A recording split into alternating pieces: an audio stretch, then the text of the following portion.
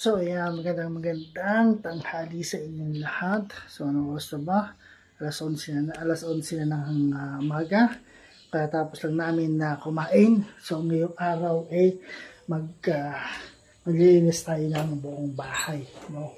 So linisin natin to. Simulan natin dito sa kwarto. Simulan natin yung maglilinis sa kwarto.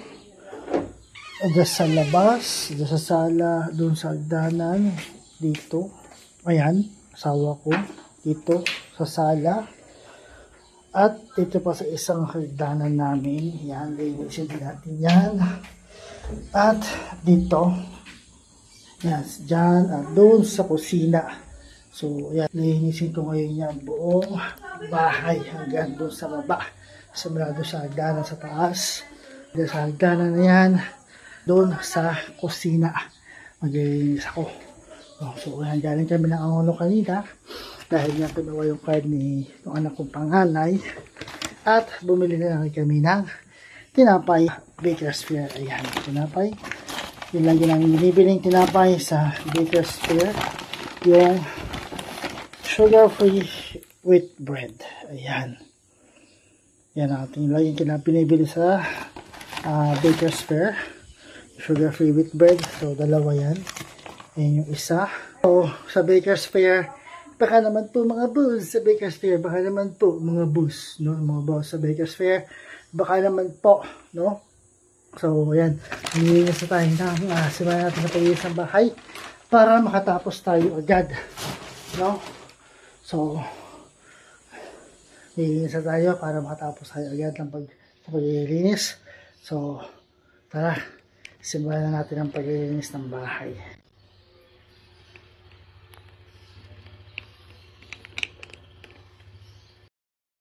So ayan mga boss, natanggal ko na yung mga gamit sa laptop. Ayan, dito sa side na to. Ayan, wala namang gamit dyan.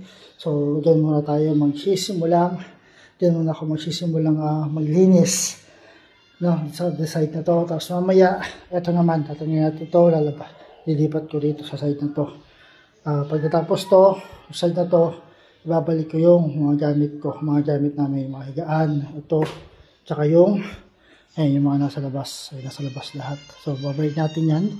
Pagtapos sa side na to, babalik ko naman yung mga nasa labas. Tapos, sa side naman na to, ang lilinisin ko. So, tara, simulan natin maglinis. Simulan ko lang maglinis. No? Para mabilis tayo makatapos. Simulan natin maglinis. Ayan.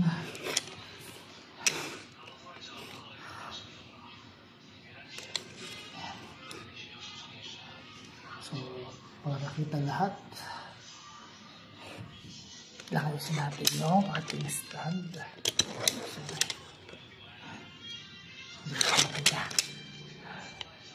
Yan na lang. Yan na lang. So, tara, sipayan natin.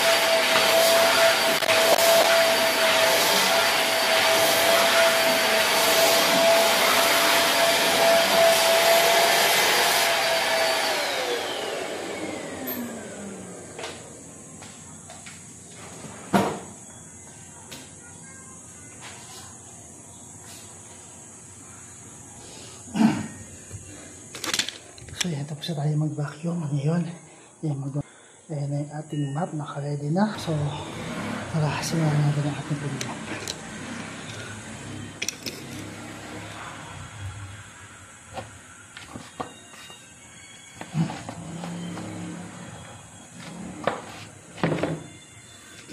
So, mag-map naman tayo ng ating kwarto. Ayan. Magtuwa tayo ng kwarto natin.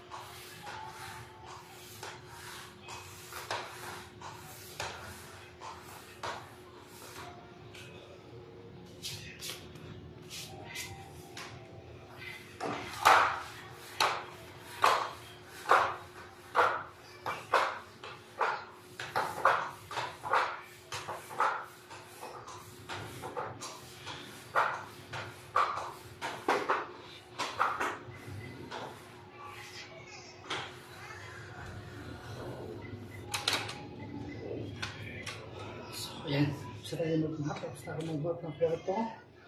At papatuyin ko muna siya gamit yung electric fan.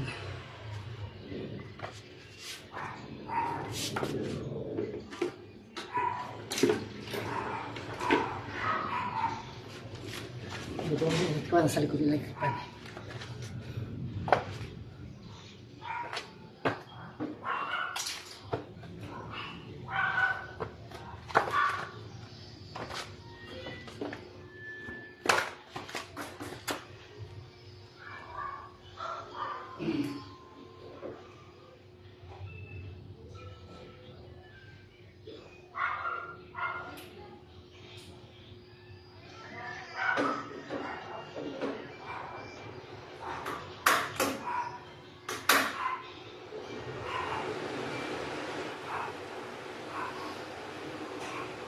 Ayan po.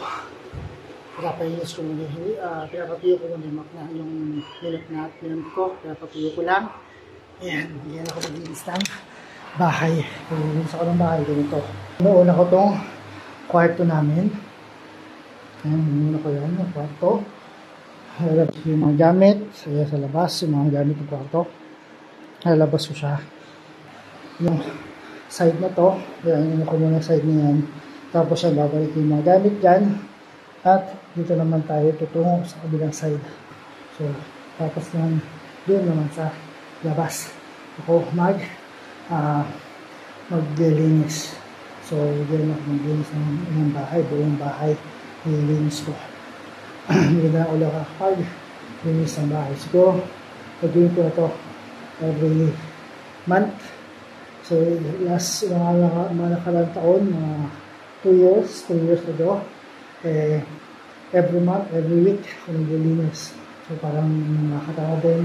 So, nagawa ko, parang twice a month ako naglilinis before. Tapos, once a month, yun ang nangyayari. Ngayon, parang tinamad ako. So, ngayon, ibabalik ko na yung ating paglilinis ng kwarto. So, once every month na siya, ako maglilinis ng kwarto. So, yan, patuloy ko lang siya. O, yan. Ito na yung ating sala. No? So, babalik ko na, linisin ko muna to. Tapos babalik ko na siya. Lalagay ko lang yung ating mga gamit. So,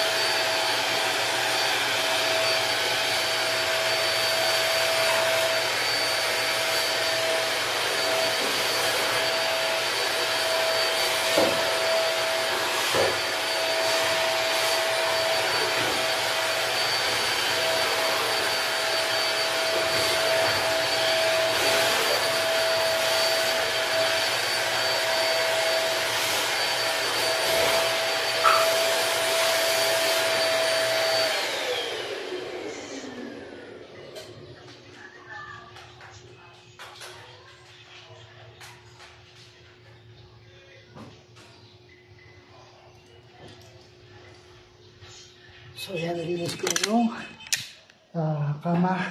So mamaya pakita ko na sa inyo yung finished product ng ating nalinis na bahay. So ayan naman kasi yung sala. Mamaya na lang ulit pag natapos tayo sa paglilinis.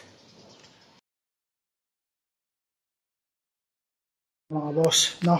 So itong kama na to, yan, yung kama na yan, yan yung simula nung lumipat kami dito sa sarili naming bahay since 2021. So 4 years na namin siyang ginagamit, no? So yan yung ginagamit namin kama since dito. Ayan, yan yung ginagamit namin mag-asawa ng kama, higaan dito. So medyo maugangan lang kasi ang ano niya is hindi to pinakulang yung ating, yan, nakapakulang siya, hindi siya tumilyo, no? Pinakulang yan, lahat yan nakapako. So, kaya medyo mauga. Pero, other than that, maganda siya. Maganda yung quality ng ating kama. So, shoutout dun sa binila namin ng kama. Hindi ko lang kung saan lugar yun. Dun sa Binang, pero dito siya sa Binangonan. So, hindi ko lang alam kung saan lugar siya. Pero, good quality siya. Dahil tumatagal siya lang habang buhay ilang taon. So, yan. Tapos na tayo mag-linis ng ating bahay. And, yung ating sopa hindi pa nakaayos kasi nakatapos ko lang maglinis sa ating sala. Ayan, hindi pa nakaayos yung sopa natin at nasa kwarto pa kasi yun, sa kwarto pa yung ating mga sapin. Ayan, tapos na rin tayo maglinis dyan. Ayan, tapos natin linisan ang ating kwarto, pati ang ating hagdanan ay mauunis na rin. Ayan. Wala na siyang dumi. Ayan. Malinis na yan. Pati itong ating, ayan, hawakan yung railings. Pati yan. Malinis na yan. At yung hagdanan pababa sa first floor ay malinis na rin. Ayan. Wala siyang masyadong dumi. Malinis na rin yan. Pero itong ating kainan, ayan, hindi pa nababalik yung ating, ayan, yung mga sapin, hindi pa babalik. Ayan, tapos na natin linisin ang ating kusina, ang ating kainan at ang kusina. Ayan, malinis na rin yan. Ayan, dumi-dumi. Ayan, malinis na siya. So, ayan, malinis na ang ating bahay. So, next month ulit, malinis tayo ulit. Next month, sa ating bahay. So, ayan, maraming salamat sa inyong support at sa patuloy suporta. Bukas, tayo naman ay mag-exercise para sa ating channel. So, maraming salamat sa inyong support at sa patuloy suporta, mga boss. Bukas ulit ng umaga para sa ating exercise. Peace out.